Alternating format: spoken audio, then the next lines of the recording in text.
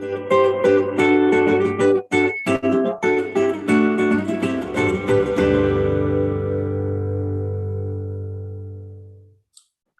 right, here we are, another Friday night sip, episode 75. Hard to believe that we started this 74 weeks ago during the beginning of what we hoped would be a short-lived pandemic. Still going, and so are we. And I am thrilled tonight because we have got a special, this is going to be special all over the top. Special AVA, special guests, special Chardonnay, special announcements, tons of things happening at Cellar Angels. And we are thrilled that you're going to be joining us this evening. Alyssa Nelson, Brett Saunders, Hans and Caitlin Greasy. I don't know if you guys have any snow yet in Colorado, but trust me, it's coming. Ivy is here, Jan Kiefer, Jeff and Jane Greasy.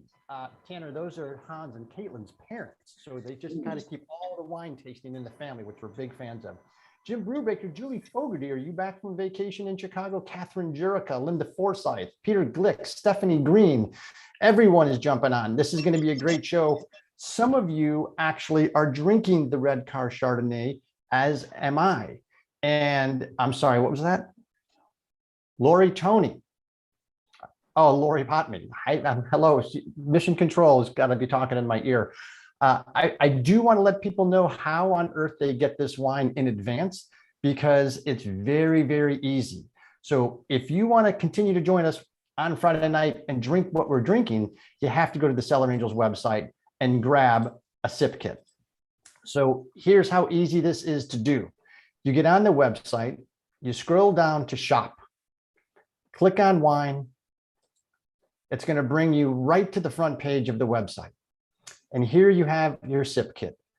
This has got all of the upcoming wines for the 4 consecutive Fridays. And notice this time there's also a wine stem. And that is the beautiful BV7 Rosso red wine glass that's available on Cellar Angels. It's going to be in your sip kit. This is arguably, Tanner, you guys should carry these at the tasting room, by the way. This is from Bottega del Vino. It is arguably the finest wine stem in the world. It will not break when you drop it on a countertop. It is dishwasher safe. It is mouth blown and handmade in Verona, Italy. And we sold them like hotcakes at the shop, even ahead of Riedel, even ahead of Waterford, even ahead of Mondavi. There's just so many stemwares out there, but you're going to get one because coming up, we're going to be having a special with a couple other wines here that you're going to be able to try these wines in the glass and in your regular glass. So we're looking forward to that. But tonight, we are all about Red Car Chardonnay, and we are fortunate enough to have their winemaker with us this evening, fresh from harvest, freshly showered, looking like $1 million. Ladies and gentlemen, Tanner Scheer from Red Car. How are you? Hello. Yeah, I'm hanging in there, man. Hanging in there. We are indeed on the back line of harvest, but things are good. It was a great vintage, and really excited about the wines that we've got going here from 2021. Well, I think it's, and I don't know who we have to thank for this, but it was, I'm sure, welcome in your eyes to have a vintage where Mother Nature didn't do anything crazy. There were no fires. There wasn't, 6 inches of snow, an earthquake, what have you. So you're on the backside of harvest, and it was a good harvest? Oh, man, for certain. Yeah, that's very true. We were blessed and very fortunate to have had just a great growing season all the way around. As farmers, as we are, farming all the fruit in which we ultimately make wine from. What we really look for are moderate years, to your point, nothing, that really sticks out in any direction or another, whether that be frost or late season rains or things of those nature, whatever it may be. So we were very fortunate this year. We had fantastic weather across the board. And, the resulting wines thus far are showing a lot of promise, and we're very excited. Well, we're going to get into exactly where you are located more intimately when we go to the Google Earth section. But I do want to show people, because we're going to talk about Fort Ross-Seaview, and it's not a household name when it comes to Sonoma County AVAs. I mean, everyone knows Russian River. We've talked a lot in this program of Knights Valley, Petaluma Gap, and some of the other places. But Fort Ross-Seaview is not really, it's out there. So what has drawn you to it, and why do you love it so much? Yeah, no, it's a great question. So I think for us, in pursuit of what would be in our minds the very best place to both farm, grow, and ultimately make, Chardonnay and Pinot Noir, we began really kind of paying in particular close attention to our favorite renditions, iterations of Pinot and Chard from around the world. And you start to kind of say, what is this most closely to as far as a microclimate, as far as an actual land area, as far as soil compositions are concerned? What took us to where we are is the fact that, first off, we're in an absolute, the epitome and definition of a maritime climate. We're just over 3 miles from the Pacific Ocean, which is a very chilly, consistent, 54, 55 or so degrees, give or take. We're planted in a series of Goldridge sandy loam soils, which are just effectively fractured marine sandstone, old ancient sea floor, and so forth. And so what we know is that, and coupled with this maritime climate that we have, we also have a soil profile that's very permeable, that's not going to induce a lot of vigor, that's going to challenge vines to really set their root systems and dive deeper and deeper into the soil profile to express for us what is more just character of the land. And so there's a lot of intrigue and I think it's that sense of curiosity and that willingness to take a risk that really leads us to do this year in and year out. Well, it's interesting too, because you mentioned vigor, and we've talked, this may surprise you, we talk a lot about soils on this program, and we talk about the Mediterranean climate that Napa and Sonoma get to experience, of which only 3% of the world has that Mediterranean climate. And you mentioned maritime, and you look at some of the valley floor fruit in Napa, where the vigor is so off the charts because all that nutrient is sitting right there within the first 12 inches of topsoil, and the roots don't have to do too much. But what you're talking about in various elevations from 600 feet on up to 1,800 feet, it's a whole different landscape with regards to soil structure. Yeah, that's correct, Martin. And the Fort Ross-Seaview AVA is fascinating for so many reasons. First off, it's tiny. It's a sub-appellation within the Sonoma Coast AVA, and is to the tune of somewhere around about 550 acres total. So it's, in comparison to other AVAs, whether in the state of California or otherwise, it's a very, very small AVA. Also, to your point, we range in elevation in the Fort Ross-Seaview AVA anywhere from 900 to 1,800 feet in elevation. Our vineyard in particular, the Red Car Estate, believe it or not, kind of a fun fact about it is that we're just over 2 miles, about 2.2 miles or so directly east of the San Andreas Fault. I bring this up because it's very contextual. These vineyards that are planted within the Fort Ross-Seaview AVA are almost exclusively planted atop ridge lines, and these sets of different sets of northwest trending ridge lines that were thrusted upwards via the interaction of the North American and Pacific plate, eons and eons ago. So again, we have these two plates that have crashed together, and they've thrusted this, ancient seafloor, ocean floor upward to create these series of ridge tops. And each of the vineyards within Fort Ross-Seaview is planted atop one of those said ridge lines. So it's a really fascinating AVA for so many reasons, both geographical and from a soil ecology standpoint, a climate standpoint. There's so much going on there, and there's so many different little pockets. Yeah, it's amazing. It's very, very rugged terrain. It is. I tell people this is not for the faint of heart winemakers. This is, you're going to earn your keep. And you see some very, very famous folks that have been out here for a while. I mean, we talk about Flowers, we talk about Hirsch, and you guys are right here as well. Red Car, Martinelli, Peter Michael. I mean, this is where you get the quintessential. You talked about the stamp of like Burgundy, if you will, and that imprint of just as pure as you can get from a varietal specific site. This is it. And your proximity to the ocean is crazy. Yeah, for certain. I mean, farming is to use your verbiage, definitely not for the faint of heart there. I mean, it's a passion project in almost every, sense of the term, in that, we're, all things going really well, we're looking at very minimal yields. And that's, again, if all things go very well. So, it's a huge challenge, but one that we're willing to take because we feel that the resulting wines are very much worth that risk and worth all of that time, effort, and work that we put into it. No, and it's the proof is in the glass and the bottle, and it's you don't make a lot of it because, like you said, the yields are you're not going to get 5,000 cases out of this stuff. And here's, this is the vineyard, one of the vineyards behind me, and so you can see that coastal fog coming in or staying there type of stuff. So it's very high elevation. We're going to show you this in a video a little bit later on, but it's a very, very special place. And as you saw when I had the map up, you've got Santa Rosa, then you go a little bit further west to Grayton, then you go even more further west to Occidental, then you even go another mile or so past that to get to the one vineyard that we're going to talk about, Heaven and Earth. Mhm. And I think it's a special name for a vineyard. I don't know who named it, but why is that vineyard just so magical to you? I often ask myself the same question, if I'm being honest.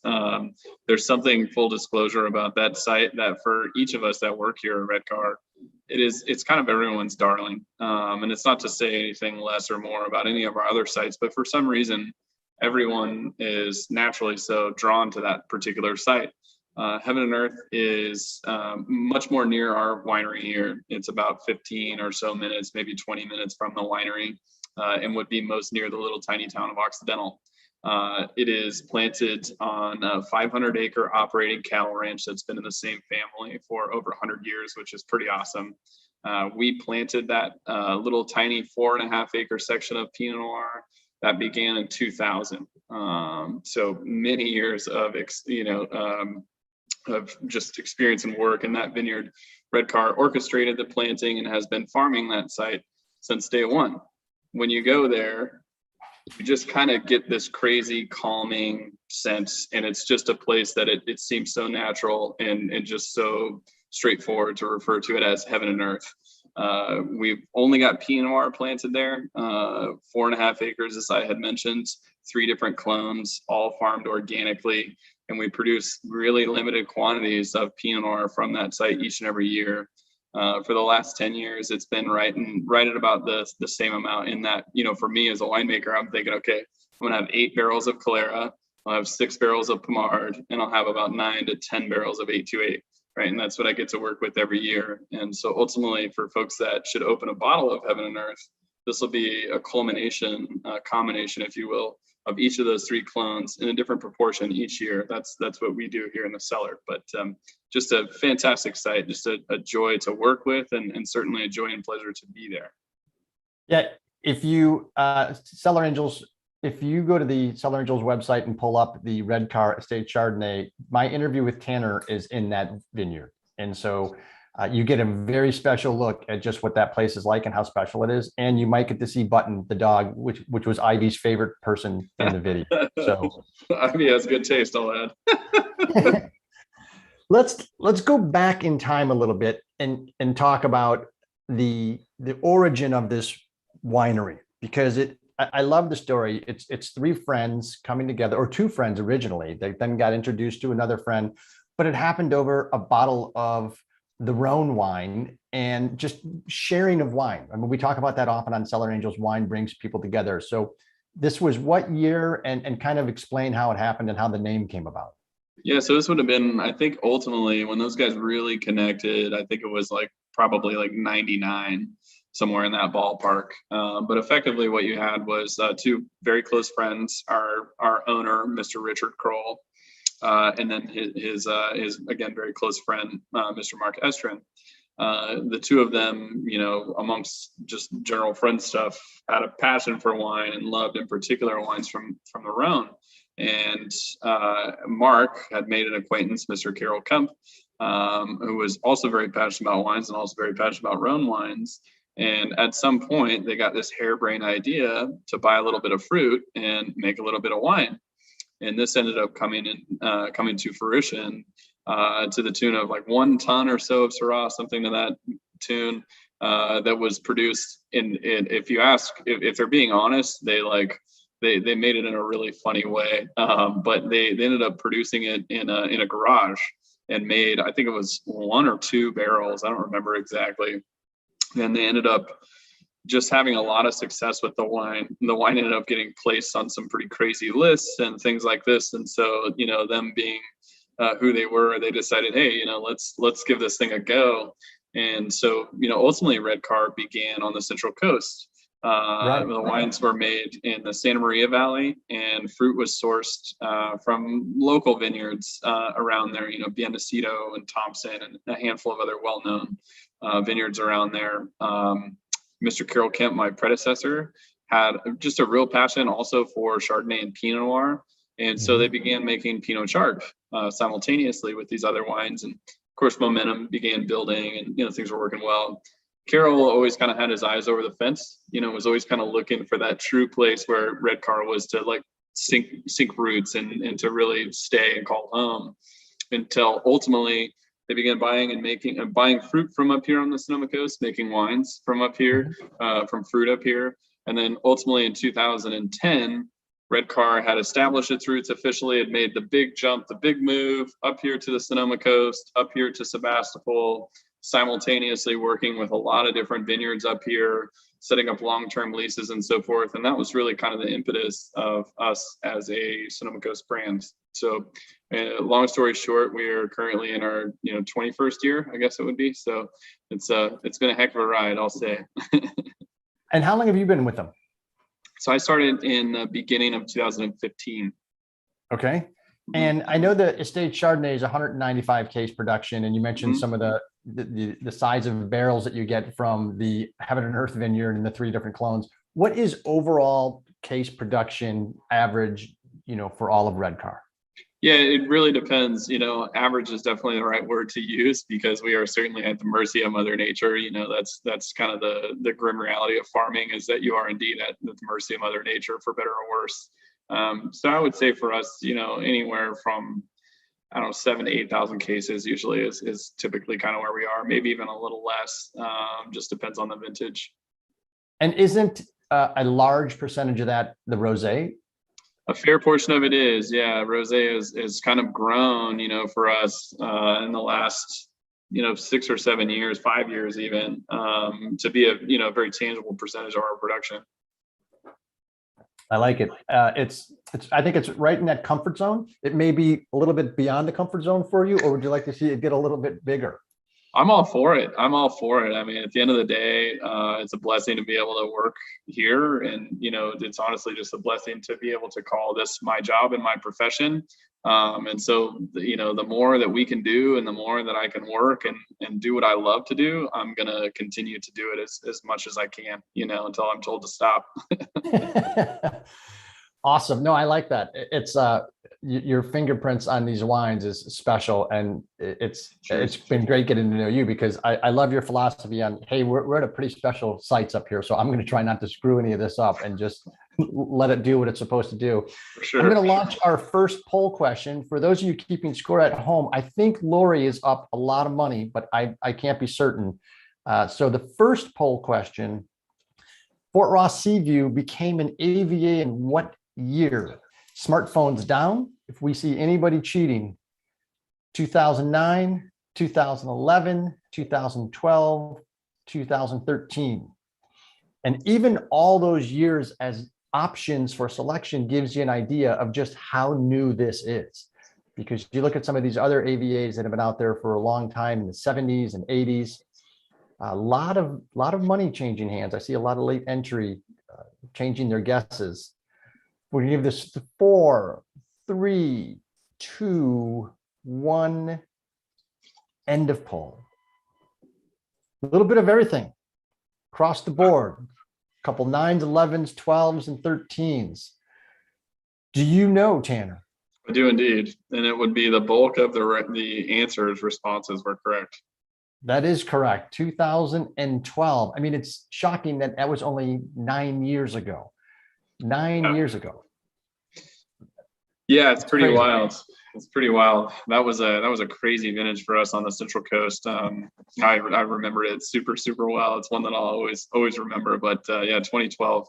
And to be fair, there were certainly vineyards up there, farming and making wine from vineyards up there prior to that. It's just the process of establishing an AVA is not a quick one. So it's not as though 2012 folks were like, all right, gates are open, let's go start planting. I mean, there was a lot of stuff there already. It would have just been referred to as Sonoma Coast rather than the sub-appellation that is now Fort Ross-Seaview. So, well, and it's nice too, because you get to put it on the bottle.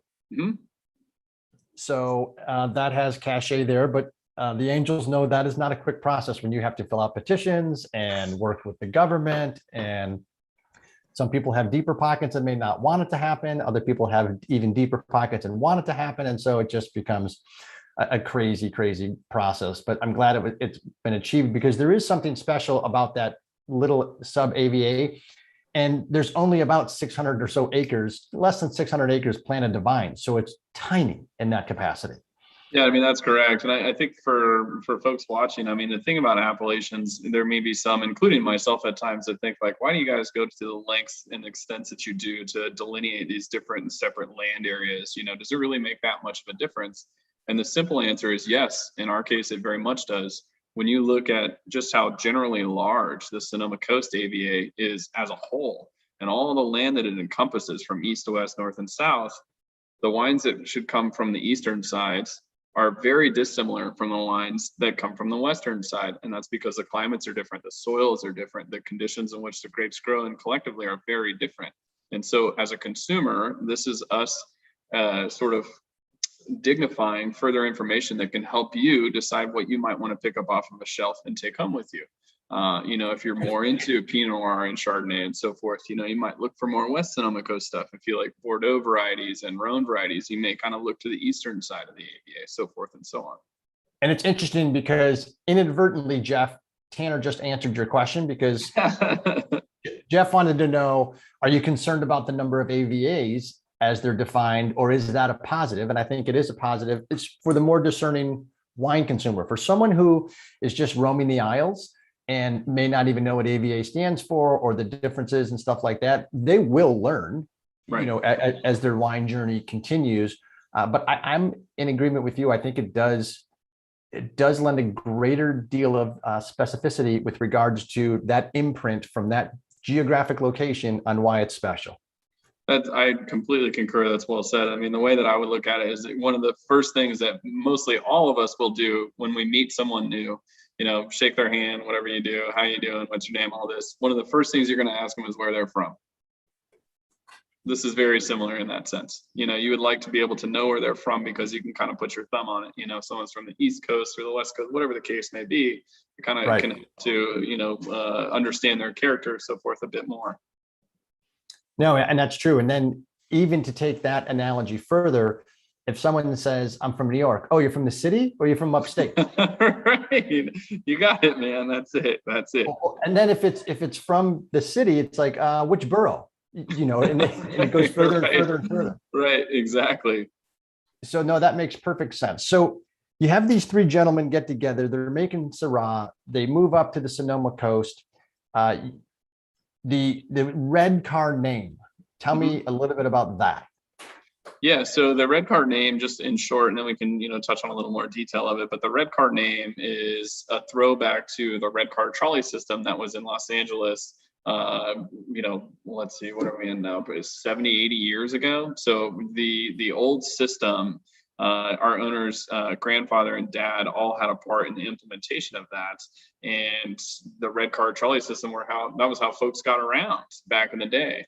And so once Carolyn, Mark, and Richard decided that they wanted to continue on with this little, again, project that they created in their garage, one of the more important things is like, what in the heck do we call it? And, you know, it was one of those kind of, you know, duh or light bulb moments, whatever you'd like to call it, when they were like, red car. And everyone's like, yeah, of course, right? Being a, you know, third or fourth generation Los Angeles guy, it just made a lot of sense for him. No, perfect. And I can see using it as a metaphor too, because the car is a mode of transportation. It's taking you places, you're getting out of wherever you need to go, you're getting new experiences, it's just it's a nice messaging vehicle. So I like it. What about the labels? I noticed we've got some topography and label change evolution on this. Yeah, for sure. So I think that our labels are something that we had spent just a ton of time working on, you know, now many years ago, but for us, it's an opportunity to kind of try to encapsulate sort of the spirit and kind of imagery of this place, the Sonoma Coast, as best we could, so that, you know, when you're in a wine shop, you're wherever you may be, and you're, you know, everybody does it. You're looking at bottles and you're looking at the front label, you're looking at the back label. we're trying to dignify as much information without being up in people's faces as folks may want to know. So aside, excuse me, the front label, with the topography, Martin, to what you had mentioned, and kind of pointing to the mountain ranges and so forth in a condensed way. When we flip the bottle around and we look at the back label, you guys will notice that we dignify a whole bunch of really nerdy stuff. Everything, from the cases that we produce to pH and TA and percentage of new French oak and all this stuff. And, basically what we had thought about was like, when you go to a wine tasting, especially if you're in a group of winemakers, the stuff that we dignify on the back label is basically what winemakers ask one another in a nutshell. I mean, that's what it is. So, it's just one of those things we're kind of like, yep, here you go. This is the stuff that folks want to know, but we don't have secrets here, so this is an opportunity for us to just kind of help our customers. And just something we don't mind putting out there. It's not something that's secret for us. Well, Tanner was kind enough to expose a video to us of the drive up to the Heaven and Earth vineyard, and I would like you to take a look at this, if I can find it. There's nothing better. In the rehearsal, Tanner and I were talking about technology problems and how nothing ever passes so slowly than when you have a technology problem. So let me see, it should be right here. Oh, so this, by the way, is the road. Okay, so there's no lines on the road. This isn't your own private road. This is a shared road.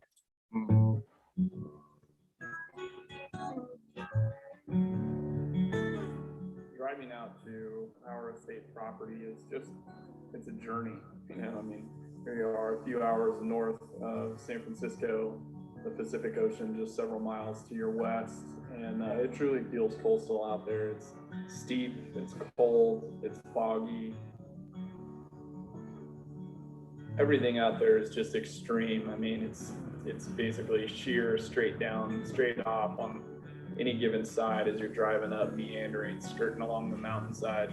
That's not Sometimes ADA it's hard approved. just to stay on the road as you're looking around. I mean, it all feels so untouched out there. And then boom, all of a sudden, there's our vineyard.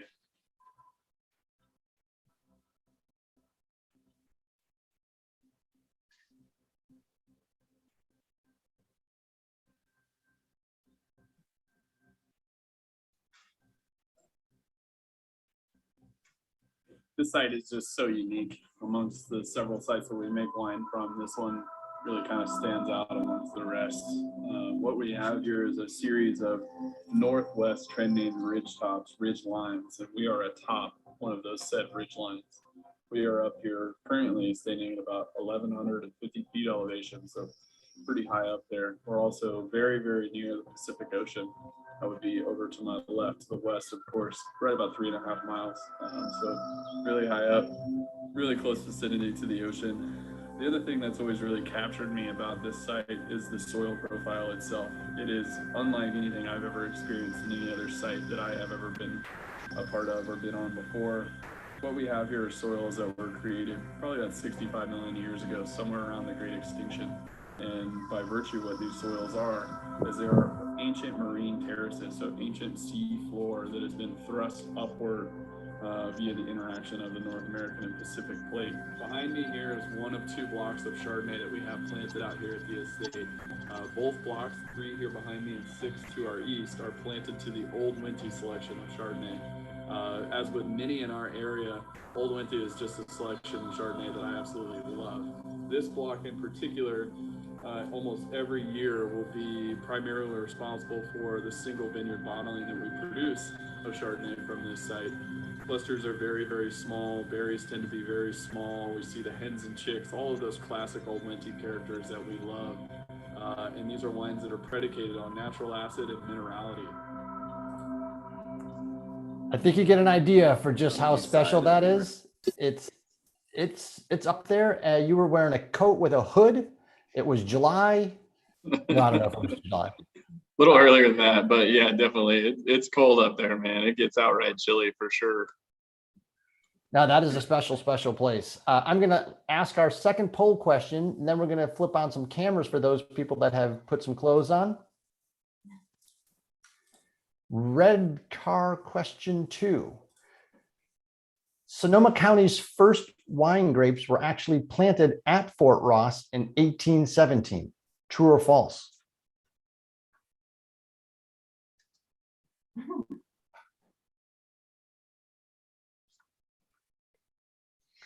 This is neck and neck right now.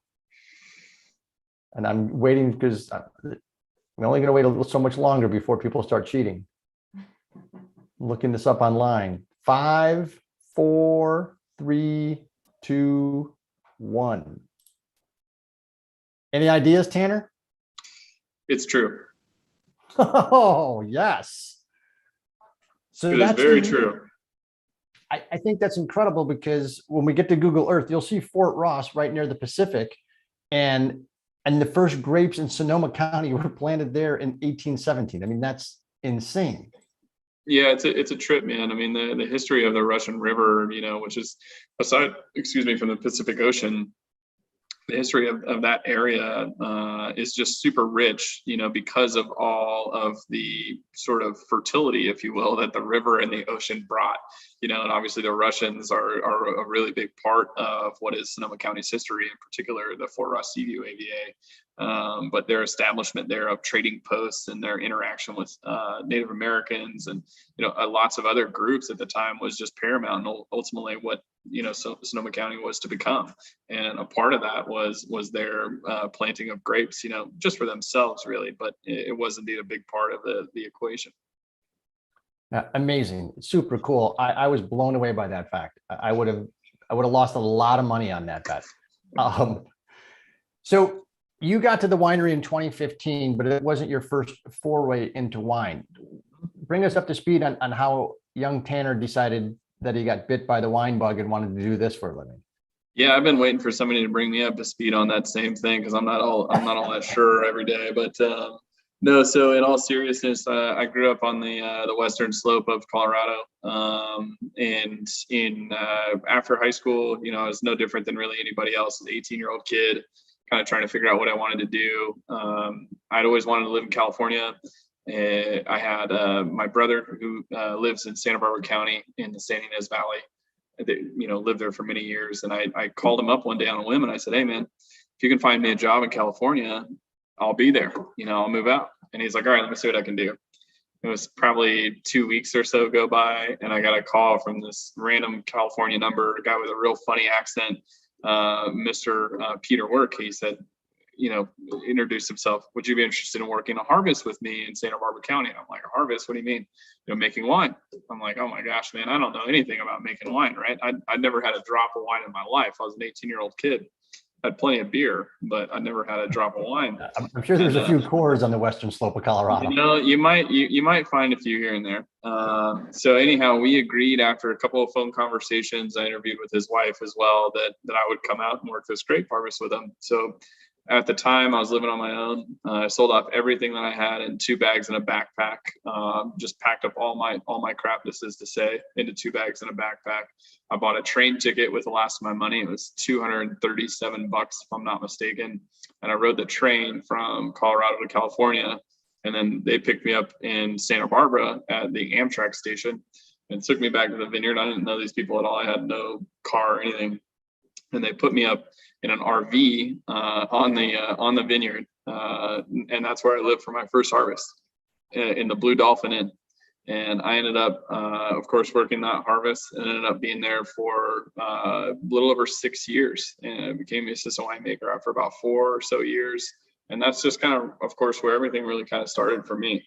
I was very fortunate to have had the opportunity to learn from just some incredible wine minds, men and women alike, over the course of the years, and work with just some incredible people that, you know, took time to teach me a lot of stuff, you know, and I put in all the work that it took to do that. So after Ampelos, I worked at a couple other wineries briefly, you know, kind of here and there for like better part of 3 years before coming up here to Redcar. And, you know, it's funny with Redcar, as I alluded to earlier, there's, starting out on the Central Coast, there were some ties, there were some mutual friends and so forth. And so ultimately those said mutual friends are the reason that I was able to come up here to Redcar and was ultimately introduced. I love the story because you might be the first person who can literally say, honestly, that your entire career started in a van down by the river. Oh yeah. and No doubt. Jeff and Jane Greasy, and matter of fact, just left the Petaluma area. They were RV'd there, and they are big van campers. And so they just drove right by Redcar last week. And we are going to be turning cameras on, by the way, if you would like to have your cameras on. But given that you have made wine in the Santa Barbara Central Coast area, and now up in the Sonoma region, is there anybody, Tanner, that was influential to you that, from a winemaking perspective, that you kind of looked at as a mentor, or that took you underneath their wing and just, really shepherded you on your way? I mean, yeah, it's a great question. It's certainly a handful of folks. It's Jeff Greasy's question. It's not my question. Oh, I would normally take credit for it when someone says that's a great question. I would say thank you, but that was Jeff's. Gotcha. Yeah, certainly a handful of folks. Number one would definitely be Peter Work. Peter Work, owner, vineyard manager, all of the above of Ampelos Cellars, is one of the great minds that I've ever met in my life, and just a wonderful man, and just taught me a lot, especially as a young man. So I would definitely say Peter Work, Brandon Sparks-Gillis, and John Dragonette from Dragonette Cellars. Those guys were huge for me, both as friends and as winemakers alike.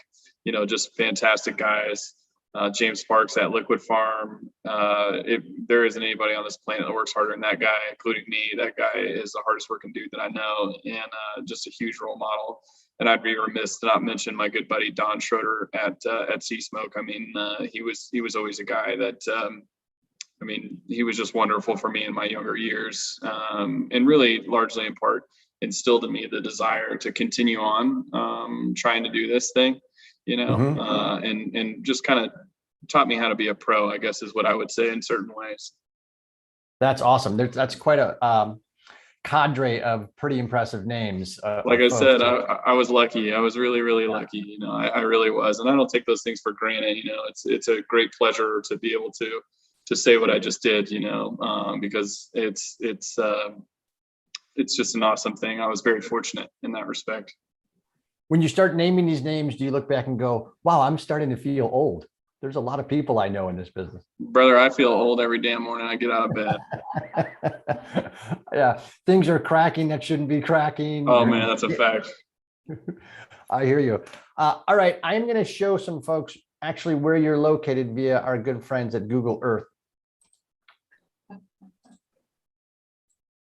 So everybody knows this wonderful blue orb. And for those of you that are new, we only focus at Cellar Angels as a direct-to-consumer curator of Napa and Sonoma wines. So Napa and Sonoma are basically these two regions right here. And I don't know why my yellow lines are gone, but they are. I'll have to get an upgrade. The county lines. I'm telling you, Tanner, if Google doesn't get this straightened out, I don't know if they're going to be around much longer. Yeah, that's a good point. I'm going to have to put an upgrade request in. But we looked at, let's see if we can get a little bit closer here. We talked about Santa Rosa. We talked about Sebastopol. We talked about Occidental. And so the Heaven and Earth Vineyard is about a mile west of Occidental.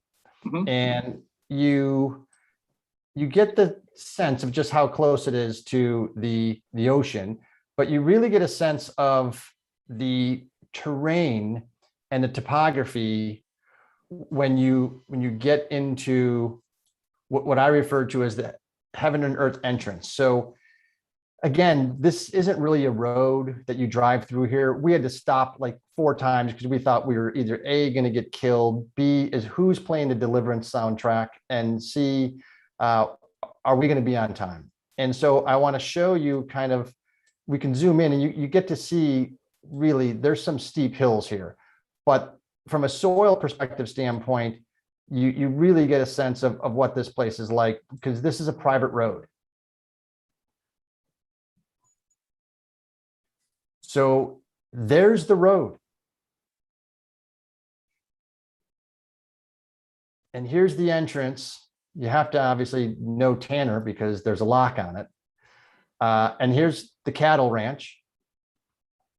And you have to go up over this ridge line, and then the vineyard is back there. But you can see this is not valley floor in Oakville. There is some terrain here, and here's more of the road. That's a 2-lane road. The vineyard is a little bit further up that hill right here. So that gives you, this is the road you come up that we couldn't see behind. So you come up this road, up this hill. Tanner will freely admit that he has swum many nights and afternoons in this lake. The night times I won't so much freely admit about. The daytimes, maybe so. But you can see here, here's the vineyard. And that was the vineyard you saw in the video. That was the vineyard that we filmed Tanner in when Cellar Angels was out in August. And you see actually how close they are to the ocean, which is fantastic. And you have that huge maritime influence, as you can see from behind me with the fog. It's just a gorgeous, special place. And as I said, it is aptly named because there is an aura, there's a spirit about it, the land. And I think that's what small limited production winemakers can really tap into, because it's cyclical. Mother Nature works on cycles. But when you get out there, things kind of slow down and you decompress, and you're out there and you can feel the breeze, you can smell the pine. I mean, it's just a gorgeous area. The tasting room also is something special. And it is like, what, about a 20-minute drive, Tanner? From heaven and earth, yeah. Mm-hmm. And it's in downtown Grayton. Yeah. I mean, if you want, if you blink while you're driving through Grayton, you might miss it. You know, it's definitely one of those one stop sign towns, rather. But yeah, it's not quite in downtown Grayton. But you know, again, what the heck is downtown Grayton? I don't really know. It's on the outskirts of the metropolis of Grayton. Yeah. Yeah. But I'm a big fan of Grayton because everyone in that town, there's got some great eateries, and it's just a super cool, low-key town. But the other cool thing about this tasting room, and we're going to actually take you inside of the tasting room.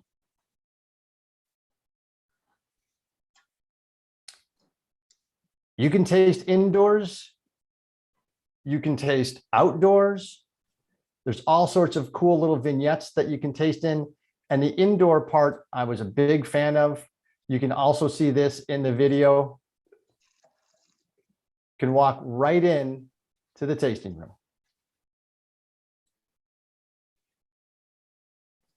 Welcome to Red Car, wall of rosé. Also little spots to hang out and chill and taste. Very cool wall map on absolutely everything that you would want to know about the winery, where the vineyards are. Not to scale, but close. It's a big wall map. And another little private tasting room back here. If you had a group of 6 or more or whatever, it's just a neat, very comfortable, very cozy, great place to hang out.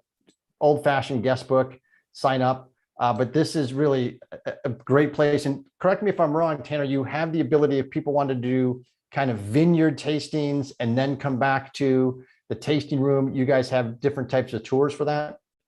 Yeah, we do have the ability. Our direct sales manager, Brady, my close friend, he's been doing vineyard tours now for about a year and a half, give or take. It's pretty awesome. So it's exclusive to our more local sites. So Zephyr Farms and Heaven and Earth primarily. But those are two just really epic sites. And so for anyone that's interested in coming up and got a trip plan and coming up and is curious about Red Car and otherwise, it's definitely something worth checking out, because seeing it and experiencing it are just it's so different, you know, and it's difficult to explain. I mean, Martin and I can talk about it all day long, but once you get your dirt, you get your boots in that dirt and you kind of see what's actually going on out there, it really helps to paint a picture about the wines that ultimately come from this area. And you're in the winery right now, but you're not in the tasting room, not in the vineyard. Where is the winery? Yeah, so I saw that question. The winery is we're quite literally just over a mile apart from the tasting room. So we're a little bit south, physically south of the tasting room. The 116 is the little highway here that kind of runs through Sebastopol. So if you're on the 116, we're just 1 mile south of the tasting room. Very nice. So we've discussed the Chardonnay. Actually, we haven't discussed the Chardonnay in depth. So talk to me about 2018 Estate Chardonnay. Yeah, so I mean, first and foremost, Chardonnay is something that's just so near and dear for me. I mean, I rattled off a couple names earlier, but I had some folks around me early that really instilled a love for Chardonnay. So otherwise, from there going forward, my bank account suffered. But what I will say about Chardonnay and all the wines that we make here is that we really adhere to a really traditional approach. And what I mean by that is that each of the Chardonnays we make here, this one included, is going to be 100% barrel fermented. It's going to be aged on its lees. I use very minimal percentages of new French oak. And ultimately, these are, they're little time capsules. When you pull a cork on this is an expression of the vintage, the vineyard, of course, the climate, the weather that year, and a little bit about us as people as well. So, in a nutshell, that's kind of what we're looking at. The estate bottling, what I can tell you guys, if there's any, fellow nerds out there, this is exclusively Chardonnay from the old Winty clone. So very small, tight bunch clusters, really small berries, a lot of Miller Rondage, very minimal yields. I only made 8 barrels of this wine in 2018. The vintage was really an exceptional vintage. It was very cool and moderate all throughout the growing season. For us, once we get the wine into the cellar, it goes directly into the press. I have some things that I do with the press, but ultimately from there, again, it will be barrel fermented, and it's going to be aged on its lees throughout the entirety of its life in the cellar. How long is that? Yeah, we put 10 months on this. I actually just looked, which is kind of funny, but it was about a year. It was about 12 months for this. And it depends on the vintage. I like to really kind of capture the youthful energy of the wines. There are vintages where perhaps we'll go 16 or 18 months, but oftentimes I really like to capture that youthful energy and that sort of tightly wound, not sure what I'm going to be yet kind of element and vibe. That's kind of what I like to grab with this. But the Red Car Estate Chardonnay is so unique amongst each of the different vineyards that I work with. I've only got 2.25 acres of Chardonnay there. It's a struggle to set fruit there because it is really cold. In the years where we do set fruit, again, we have these tiny little bunches and they all have tiny, tiny little berries and that hardcore Miller Rondage, that mixture and size of berries. But the one thing— Run that term by me slower. Hardcore Miller what? Miller Rondage. It's just a fancy way of saying different size berries. You'll hear people refer to it as hens and chicks and hens. If you've heard of that term before, it's same thing, but just the American way of saying it. Okay.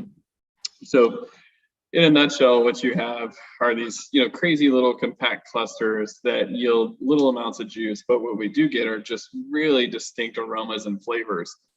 The soils that this wine is planted in, I'd mentioned a little bit earlier, but these are very much fractured marine sandstone, like pulverized marine sandstone. For example, like if you're walking through a block of our Chardonnay and you stomp your foot down in the summertime, there'll be a cloud of dust that comes up. It's because, again, it's like pulverized marine sandstone, ancient sea floor.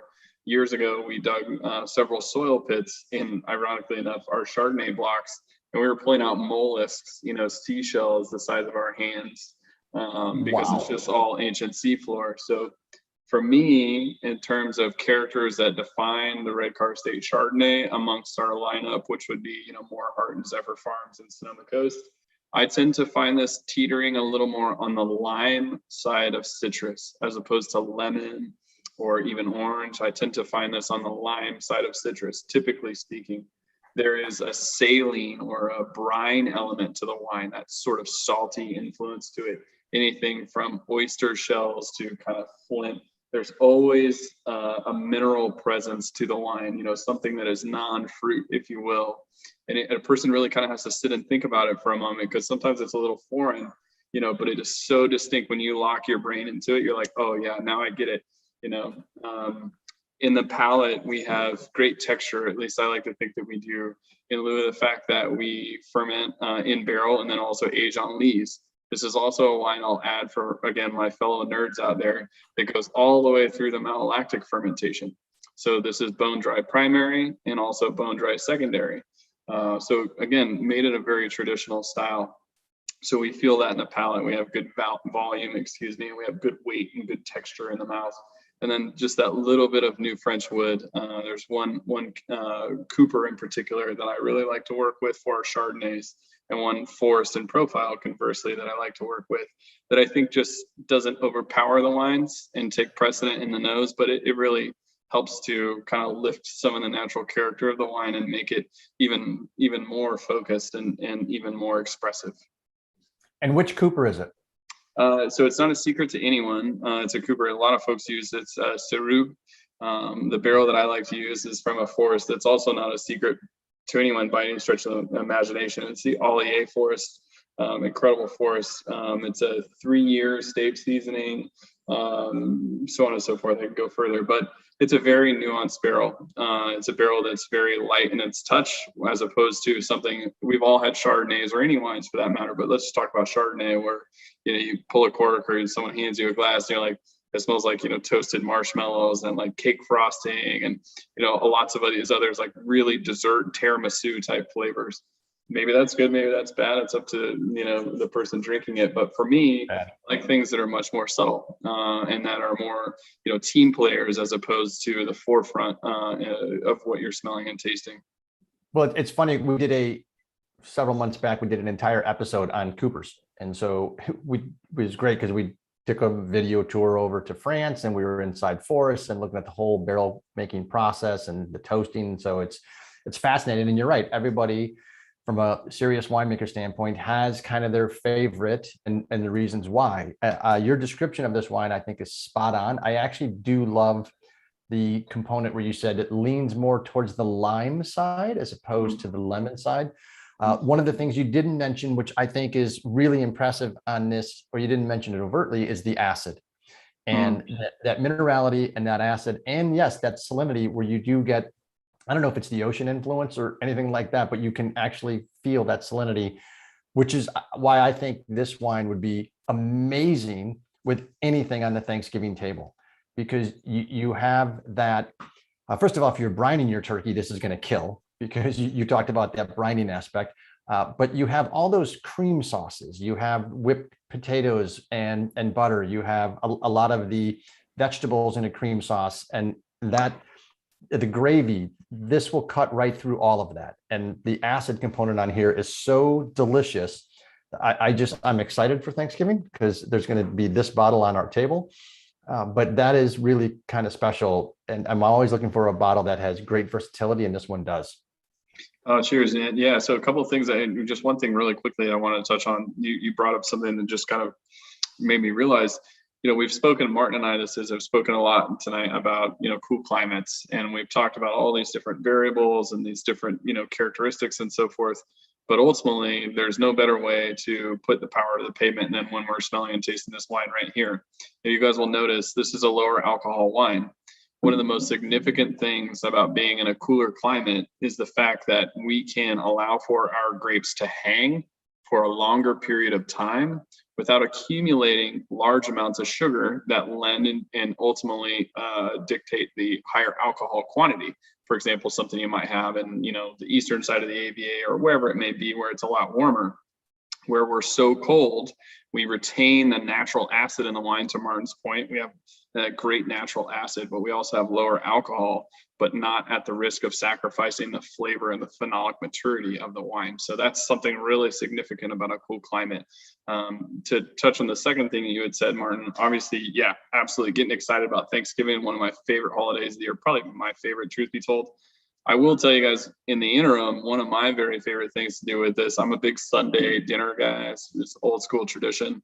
I love to do an old school oven roasted chicken and just keep it really simple with some oven roasted veggies, sea salt, and things of that nature. This wine is gorgeous with an oven roasted chicken, and that's one of my favorite things to do. I like it. And by oven roasted chicken, are you talking about the ones for $4.99 at Costco, or do you actually oven roast your chicken? The latter of the two. Although I got nothing against Costco. Don't get me wrong. I've been known to partake. Don't get me wrong. Yeah. No one wants to get on their bad side, right? Right. A delicious pairing, though. Also, I will say, if you're in a hurry, throw the bottle in the freezer for 20 minutes, get your Costco chicken out. You're in good shape. You're living on the high side. You're making my mouth water already. I can just taste the skin in this Chardonnay pairing. We talked about the Chardonnay, and I know you're in portfolio country as well. Pinot Noir country as well. But talk to me about the portfolio and kind of where you are steering the portfolio. What do you have? We mentioned rosé earlier. I know there's a Syrah. Tell everybody about kind of the portfolio. Yeah, no, I appreciate you asking. So for us, for a lot of folks that are perhaps familiar with Red Car, or even in the slightest bit familiar with Red Car, they know about our rosé. We've been producing a rosé Pinot Noir for over a decade. That's, most likely what folks will see if they see a bottle of Red Car wine somewhere. If you guys haven't tried Red Car rosé, I definitely recommend it. It's something that is, really near and dear to all of us, something we're super passionate about and love to make. That's a chunk of our production. And fun fact, we actually used to carry that in the wine store we owned. That's so cool. That's so cool. Yeah, I mean, depending upon where everyone is, it's certainly our most widely distributed wine. So, whether it be on the East Coast or the West Coast or the Midwest, whatever the case may be, if you should ask your wine shop if there's any Red Car there, it would likely be Red Car Rosé. Right. Having said that, Chardonnay, Pinot Noir, and Syrah. That's really the extent of our portfolio. We do also make a tiny little bit of Cabernet, believe it or not, from the Fort Ross-Seaview AVA. But that aside, the bulk of everything that we do is Pinot Noir, Chardonnay, and Syrah. We're a brand that's predicated on single vineyard wines, as we have here in our bottle of glass tonight. So wines that come from a very specific little land area. So with respect to each of the varieties we make, we have iterations that come from very specific, whether it be blocks or vineyards or whatever the case. We have vineyard designate wines for each of the three varieties that we produce. That's awesome. I haven't had the Syrah, and I know you're in just the mecca of fantastic Syrah locations. So I am overdue on that. So I may get in touch with Brady on that one and say, hook a brother up. And, yeah, 100%. That is fantastic. Do you have, you drink probably insane amounts of Pinot and Chard and Syrah. Is there anything that Tanner misses or likes to explore, whether it's old world or new world, when you get the opportunity? Oh man, yeah, I love the question. So I was a big Grenache guy while I was on the Central Coast. So I was a big Grenache guy. I loved it. That was actually the first wine that I made for myself personally. Really? Was in 2012, was a Grenache. I made you guys will laugh, but I bought a half a ton of Grenache from a local vineyard out in Alisos Canyon in Santa Barbara County. And I paid like $375 for it. And I saved up all my overtime from that harvest to buy that. And then I ultimately ended up making 1 barrel's worth. I fermented it in a loaned picking bin. And I bought a barrel off my friend for like $7 or $8, and it was from 1994, and it had come from Fess Parker, and that was the first Grenache that I ever made. Do you still have any of it left? I have 1 bottle. I have 1 bottle left. The wine turned out to be. Is it in a frame that says "in case of emergency, break glass"? It's probably not any good anymore. I mean, not that I know what I'm doing now, but I certainly didn't know what the heck I was doing then, I'll tell you. But it was fun, it was a fun thing to do. And then I ended up I had the opportunity to work with Grenache and some really stellar vineyards in the Santa Rita Hills, work with Grenache over the course of several years. And it's one that, in all honesty, I have some ideas around here. I've still got to get the green light, if you will, but I've got some ideas around here about Grenache because, being a brand that's dabbled obviously in Rhone stuff now for as long as we have, it is kind of, it makes sense on some level. It doesn't make sense to try to farm it in Fort Ross-Seaview, but right. you never know. I have heard of secret vineyards being grafted over to, pet projects going, I have no idea what happened. How'd this 1 acre of Grenache get here? Right. Yeah, no one knows. It's a mystery. Out of curiosity, and Jeff actually has a question. Do you know Steve Law at McLaren?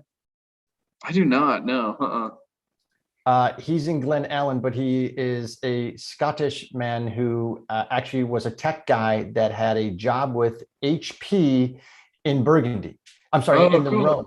In the Rhone. Okay. And so he's a huge Syrah Grenache guy, and he's right up the road. But that would probably be fun for you two to talk shop. Oh man, yeah. Well, I will encourage you guys, if any Rhone fans out there, Syrah fans. I think that there's a small contingency of Red Car fans, our wine club members, that are firm believers that the best thing that we do here is our Syrah. The Syrah that we grow is from the same AVA of the Chardonnay that we tasted, which is nuts. I know. We have 3.3 acres of Syrah out there, just over 3 miles from the Pacific Ocean. And they're some of our most compelling wines. Really, really, really limited quantities. I do everything in large format barrels. They're usually in barrel for 18 to 24 months. It's almost exclusively for our wine club usually, but if you guys are Syrah fans, you have interest in it, it's something really worth checking out because it is the epitome of coastal Syrah. They're very different. They're lower in alcohol. They're, more peppery, really dark and layered and concentrated. They're very age-worthy wines. They're really, really compelling. This is when Tanner says peppery, this is like white pepper, black pepper, that type of soft pepper, not green pepper or vegetable pepper. Right. There's a huge difference. And that actually brings up a good point. How does someone actually taste Red Car? Yeah, so there's a number of different ways. We have, of course, our tasting room that Martin was able to show you guys earlier. So if any of you should happen to be in the area, you can give us a quick call or even online and set up an appointment or even walk in. Appointments are kind of preferred just because we can ensure that we've got space and all that good stuff. But nonetheless, the tasting room is hands down the best way. If you can't come in person, there's lots of other ways to go. There are a multitude of wine shops throughout the U.S., especially in the state of California, that carry our wines. You can reach out to us directly if you are curious about where that may be or curious about any particular wines and are looking for any, direction or recommendations on that front. And then lastly would be, ordering through our website. We've worked really, really hard in the last couple of years to have a website that's really user-friendly, that is simple and straightforward, that doesn't take a bunch of time and cause people to have to click a million buttons, and that's straightforward. I'll put it this way: if a knucklehead like me can use it, I'm pretty confident about anybody can use it. And just know that if and when any of you should order any wines through the website, it's one of us that is packing these orders. So whether it be Brady, our direct sales manager, or Rick, our tasting room manager, it's one of the old school Red Car employees that is going through and fulfilling these orders and so forth. So long story short, number of ways to get your hands on some Red Car if you're interested, or stop by, and don't hesitate to reach out if you're around. Awesome. Tanner, I can't thank you enough. It's been an absolute delight. And thank you for spending some of your Friday night with us. We really appreciate it, and especially the deep dive into everything Red Car.